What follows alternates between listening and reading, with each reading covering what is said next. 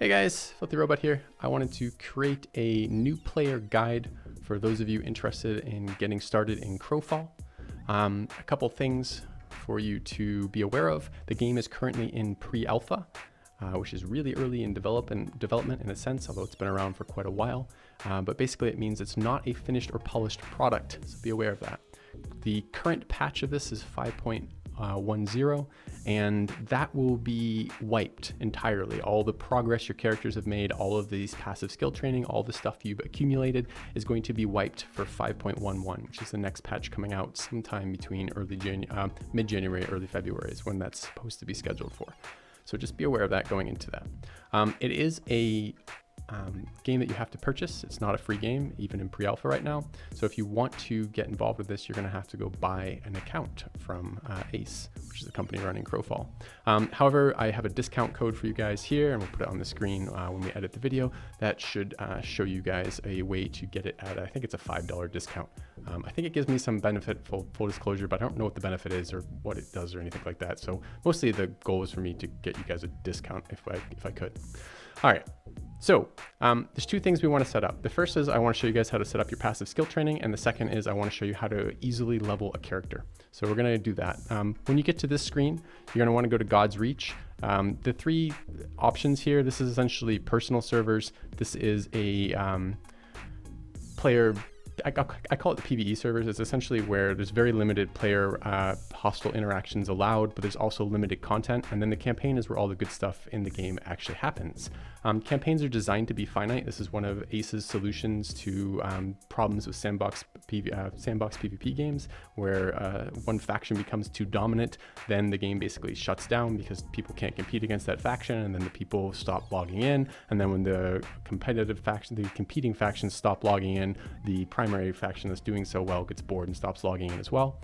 One of the solutions to this, which I think is a pretty cool solution, is they have deliberately designed campaigns to come to a close so that you can win or lose a campaign without ending your experience in the game as a whole.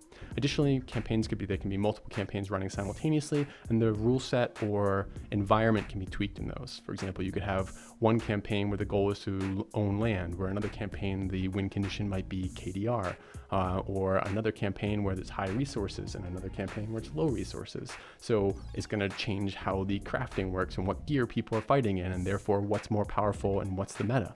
I think it's really cool. It's a really customizable way to make content, and I think that's going to be a very, very interesting mechanic if done well. But anyways, we're going to get started in God's Reach because this is where you level your characters and before you jump into the campaign. And I'll show you how to move characters around and whatnot. It's pretty easy to do, but maybe not intuitive for a new player. So first thing we're going to do, hit enter God's Reach. The next thing you want to do is up here on skills. This is where your passive skill training occurs. Passive skills are they're literally passive. You don't have to do anything for them. What's going to happen is over time, you will accrue points, and then you can assign those points from time to time when you log in. So you're allowed as a player in pre-alpha to run both a primary and a secondary track. There's 3 total tracks available, so you're going to be able to choose 2 of those 3 to train simultaneously. I strongly recommend training combat and exploration. And the reason for that is these wipes are coming fairly soon, and there'll be multiple wipes between now and the release of the game. And the first wipe, the most immediate one, is going to be coming in the release of 5.11, and all the progress you've made in passive skills is going to be wasted. It's going to be, well, wasted is the wrong word, removed. It's going to be wiped. And right now, as of when I'm recording this video, there really isn't time to get deep enough in the crafting tree to be useful before the wipe is going to occur. So don't worry about that for now. I would strongly recommend taking your primary track in combat and your secondary track in exploration, which I've done on this character here. Once you've done that, you're going to select a area. So if I were to select combat basics, this will now start accruing points in combat basics. Every 10 seconds, you get 3 points. Or if I were to select back in weapons, that's going to be what's training when you leave the screen, basically. Every so often, you can see the points you've done. You can go and spend points. You can see the amount it costs you to spend by hovering over the skill. You needed to rank up 10,080 points. Current skill points 1557, that kind of thing. Okay, pretty simple to do that. But you want to get these training immediately because it doesn't cost you anything to get those skill points once you've started them. All you have to do is set them up to start. All right. So once you've done that, hit exit. Go back into God's Reach. I just need to delete this character to show you how to do this. And then we're going to create a new character. It doesn't really matter. I mean, certainly there are differences between the races, and each race is restricted to what classes it can play. For example, the human can play a cleric, a knight, a ranger, a templar, while the stoneborn can play a champion, a cleric, a knight, or a myrmidon. So it does have some impact there, but your first character in this game is going to level very, very fast. It's going to take about an hour and a half to get from 0 to max level. And characters in this game are... they are another resource in the game. They're a craftable resource. So the body you inhabit, the character that you level, has tiers. And the starting tier is a white tier. It goes white, green, blue, purple, orange, you know, as we probably had from a million different MMOs by now. But the each increasing tier is a slightly stronger base body with much higher leveling requirements, essentially. So as a starting new player with a new character, you're going to be leveling the very basic character body and character level, and that's super easy to do, but it also means that it's very easy to change. So if you find that you don't like the way range mechanics work in this game and you want to go play a melee character, that's super easy to fix. You just level another character. It takes about an hour and a half. It's not a big deal whatsoever. So play around what races you like, what sounds interesting to you, what looks cool to you, and check them out. You can very easily switch between characters and create multiple characters. So don't stress too much about this pick. There is a character customization in terms of what they look like, but I wouldn't worry about that too much either. You'll see this every time you log in, just for a very brief moment, but once you actually get into the game, your character's covered in armor and you basically never see any of that again, so I wouldn't be too worried about it. Once you're done selecting the things that make you happy, grab that and then click on Browse God's Reach. We're going to Jovith. The difference between Jovith and Infected are Jovith is a one faction server, so everybody's on the same team, so there's no PvP. The Infected allows for some PvP. There's, I believe, a 3-faction server for that one, but it's very limited in terms of what can happen from it. These worlds are up basically permanently during pre-alpha. But Jovith, this is where we're going to be leveling our character together, and let's jump in to that. So, enter world, and here we go.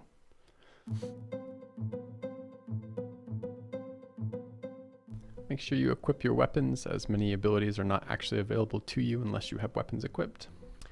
I recommend taking a second right at the start to assign your racial abilities in their active trays as well as your passives.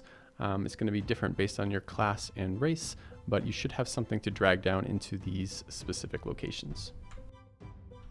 One other quick thing I really strongly recommend you do as a new player. By default, this will be turned off. So hit escape to get to this menu, check out the cog for options, go to the cross swords and turn on by default right combat log to file is off and lobby settings close interface on move is on. Turn them to the opposite of the starting setting. So turn this on and this off. And what this will let you do, this lets you run a damage meter later if you get enough into the game you want to do it. This will be something that's required for that. And this one here will allow you to activate your inventory and activate your details and talent tree while you're auto running places. Otherwise it will automatically close that.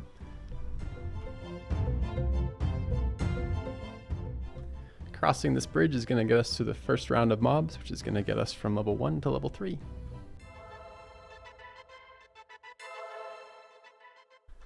Mobs aggro based on proximity or on being attacked, so it's pretty easy to get the correct targets you want to attack you by body pulling them or attacking them. To engage in combat, you need to enter your melee or range tray. The hotkey will be based on your default settings and whether or not it's melee or range, but make sure you switch into that tray to have access to your weapons. If you run at a mob without doing that, it will knock you over and put you in that tray after it's knocked you over, but you can avoid that by just switching ahead of time.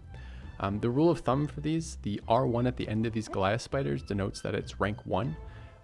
Rank 1 mobs will give you experience at full level until you hit level 3 times the rank, at which point they'll start giving you half experience. So therefore what you're trying to do is you're trying to always be leveling on mobs that are, that their rank times 3 is lower than your level.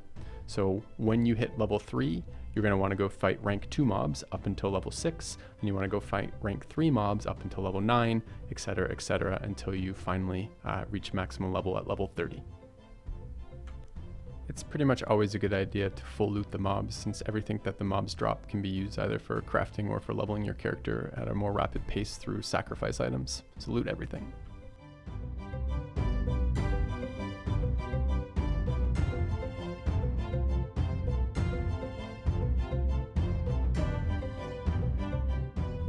Once you hit level 3, you're going to want to turn back around, head across the next bridge, and head to the Jovith Temple, which is where the basic node is for this leveling area. Don't worry too much about assigning talent points or stat points unless you want to play with that. It will matter eventually, but it doesn't really impact the speed of leveling that much.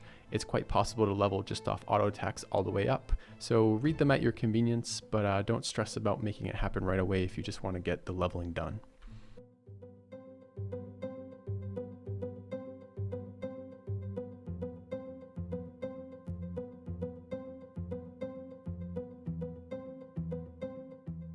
Rank 2 mobs, which will get you from level 3 to level 6, can be found actually in the temple zone without going through a rune gate, just by exiting the doors to the south.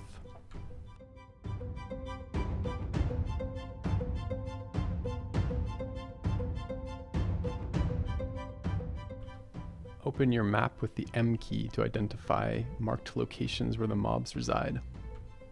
You might notice as you mouse around the map that there's different types of mobs available with different names. There's only superficial differences between them, and it doesn't really matter which type you take, except that you want to level off of the same type all the way through your leveling process. And this is because they drop types of items that you can combine together to get additional experience to shorten your leveling time, and you want to get the same types of items from the same types of mobs. I recommend going with the Urgus all the way up, since they will be easily accessible for each of the zones that you're going to be leveling through. There's no experience penalty to grouping with any number of individuals up to 5, which means that if you get the option to add people to group, it just makes leveling faster. So I would strongly recommend inviting people near you to groups whenever you see them. You can do that by typing in chat/invite space their name, and if you want to leave a group, it's /leave group in that same menu. This is a very efficient way to level, so grab them if you can.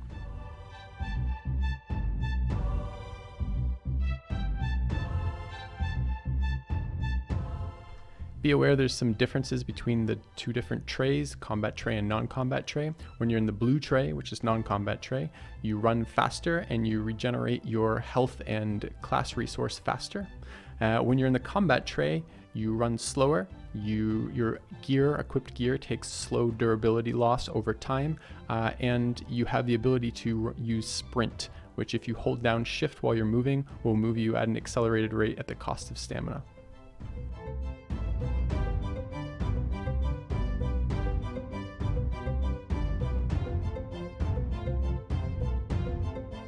If your character doesn't have self-healing, and a lot of classes don't, one of the ways you can keep your life total high is to use your stuns, knockdowns, and other CC fairly aggressively. You basically use it to prevent the enemies from doing damage to you. A red tint on the side of your screen means you're at extremely low health. The mobs do drop bandages, and you can craft bandages if you need to across the course of your leveling experience, but if you die, it's really not a big deal. It's very easy to get back to where you were. You just resurrect and run to that location, but if you can stay alive, it will make it a little bit more efficient.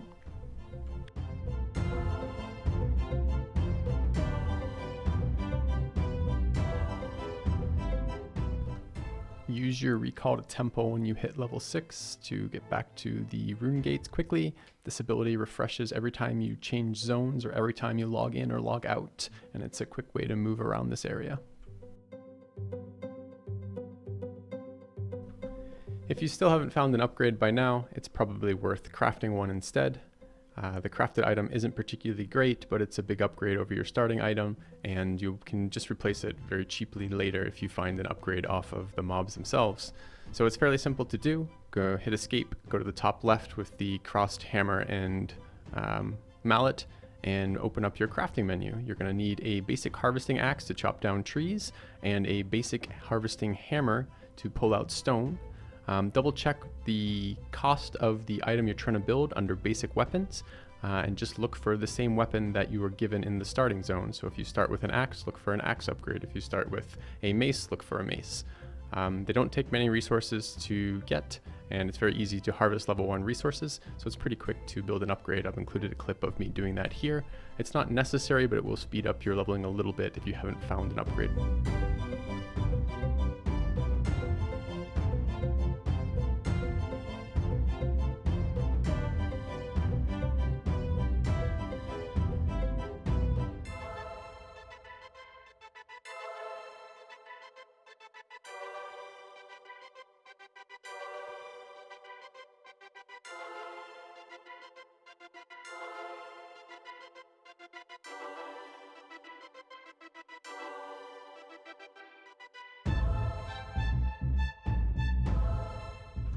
From level 6 to level 9, we're going to take the blend-in gate and go find rank 3s.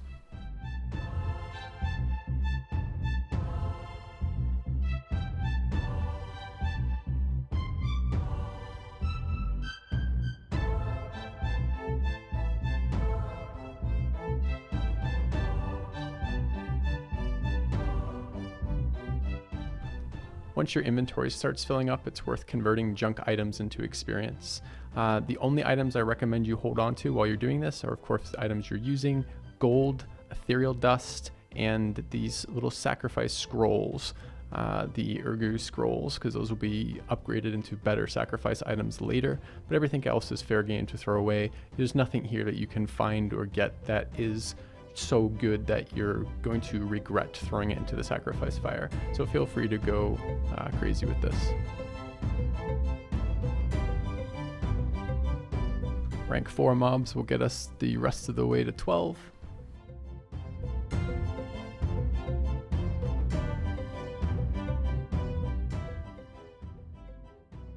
And rank 5 mobs will get us from 12 to 15.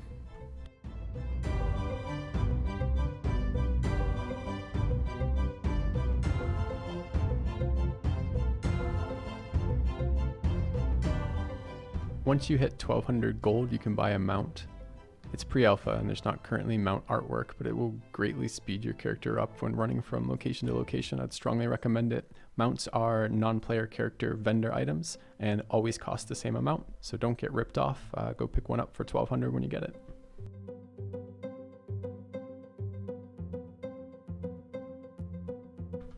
Be careful with assigning your points at this part of the tree. This part of the tree is the sub-specialization of your character class. So each class has 3 subclasses, and this point of your talent points decides which of those 3 subclasses you're choosing. So just be aware as you're making that decision.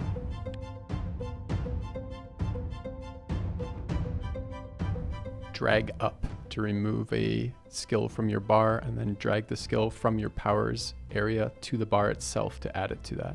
You're welcome to add major or minor disciplines as you level. At a white vessel, it's very cheap to replace those, and those represent some of the customization you can do for your character.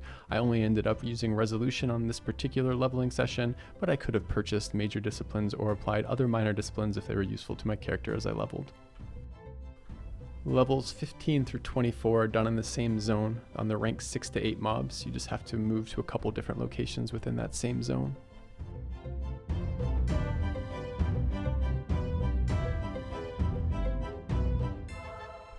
If the rangers are causing you problem by over aggroing, by jumping away and pulling more mobs when you don't want them, what I recommend you do is you put their back to the direction you want them to leap. They always leap backwards. It's called disengage. It's an actual player ability. All the mob abilities are based on player abilities, and you can easily just direct where they're going to go so they don't aggro more by facing them correctly.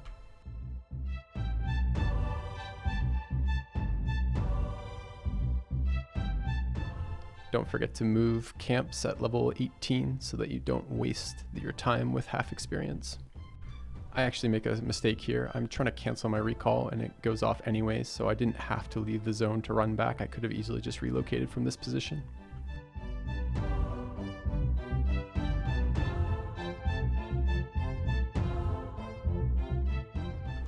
So you may have noticed that some of the enemies are called elites. Elites give 50% more experience, 75 instead of 50 as you're leveling, and are slightly harder. But there's another type of enemy that will sometimes be in these camps that you need to be aware of. These are kings, chiefs, or captains. Captains are maybe not such a big deal. They'll hit a little bit harder and have a lot more HP. You might be able to deal with them and you'll probably be able to run away from them. But kings and chiefs are designed to be group encounters. If you have 5 guys with you, maybe that's fine. You have some healing, but solo, they're almost always going to result in a death. They don't look visually any different, so you have to be paying attention. And as you can see, if you're just happily leveling and not paying attention, sometimes you'll die to them. Be careful. If you do happen to die, it's not a big deal. All you're going to lose is a little bit of time. You don't lose your inventory in Jovith, so everything on your character you'll keep. So you'll just release. When you release, you'll get the option to recall to temple, and when you recall to temple, you can just resurrect at the statue. If you die repeatedly in a shorter period of time, I don't know exactly what that time period is, your death timer will increase. It will go from 1 minute to 2 minutes, etc. So try not to die many times in a row in rapid succession. Remember at level 21 to go to the next rank of mobs.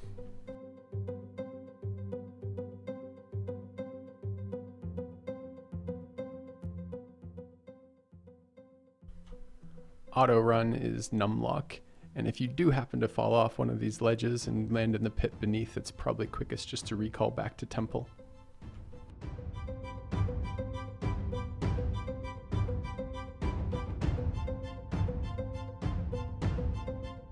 If you ever run out of inventory space, you can bank from anywhere in the world currently. This is going to be a feature that gets removed eventually, but as it stands right now in pre-alpha, all you have to do is stop moving and open your bank, and then you can transfer items freely between your bank and inventory.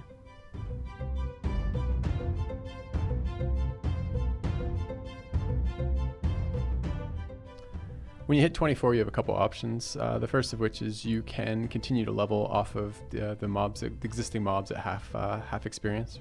Or alternatively, if you've been keeping up on collecting your sacrifice items, you can just level the rest of the way off of sacrifice items, which is what I'll show you how to do here. Alright, to do this next part most efficiently, make sure you still have some remaining sac items above and beyond just the scrolls. I like to clear out the bulk of my inventory but leave a little bit remaining, and then I'm going to go show you guys how to convert the actual scrolls into experience items of a much bigger amount of experience. I use the Hellcat Marauder R1 to make sure that I've gone the right way. There's a couple camps over here, and only one of them has the table that we're looking for, so just try to match what I've done on screen to get to the same location. You can also, when we get there, look at the coordinates in the top left-hand corner and use those for future times. You can write them down and use them for your own stuff if you want.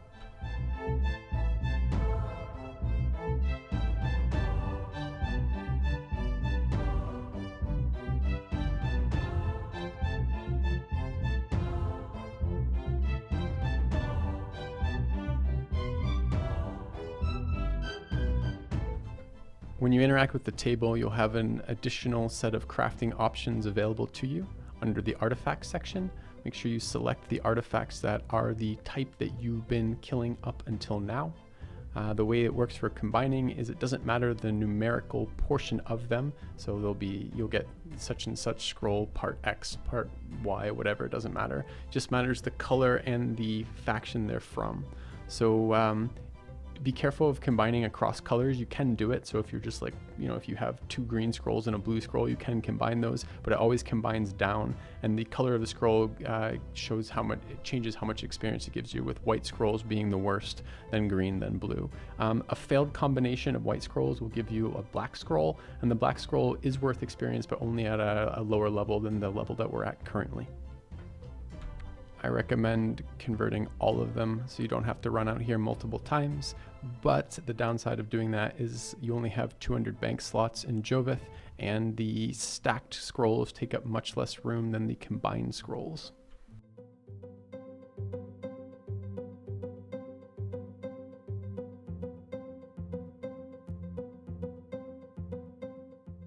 Be careful when sacrificing scrolls at the end here, since experience doesn't carry over between levels. So if we'd put another scroll in at this particular moment and it would give us 1,000 experience total, we'd still only get 871 of it, and none of it would carry over to the other level. So this is the benefit of saving a couple items. It lets you round out the small amounts of difference between the number of scrolls you have to put in and not having to put a whole nother scroll in, which lets you get a little bit more experience out of the stuff you've collected.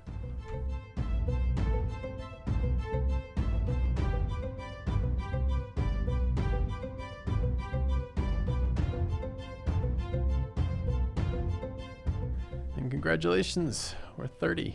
You can bank any of the extra scrolls or extra sac items for future characters or for when you level your next tier of vessel.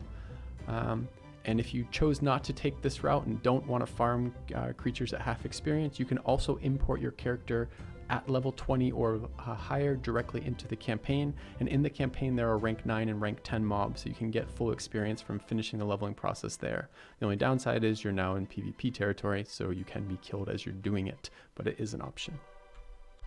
Hopefully that was helpful, guys, walking you all the way through from 1 to 30.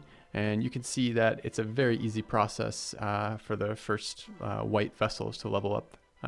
Even in this run where I died a couple times without intending to, where I didn't assign any of my attribute points and only assigned a portion of my talent points, and I never took the time to upgrade a weapon and never found a weapon, which is pretty rare for not finding upgrades, it still was a pretty quick process. So should be fairly easy for you guys to get there as well.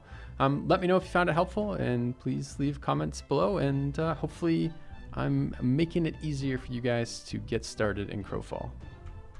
One last part I promised I'd show you guys, which is adding the character to a campaign once it's done being leveled. And to do that, you go to campaign, select the character you would like to bring, in this case the Myrmidon we just leveled, hit browse campaigns, EU and NA. NA is the only one that's really very active at the moment, so you'll grab that one and you'll hit enter world.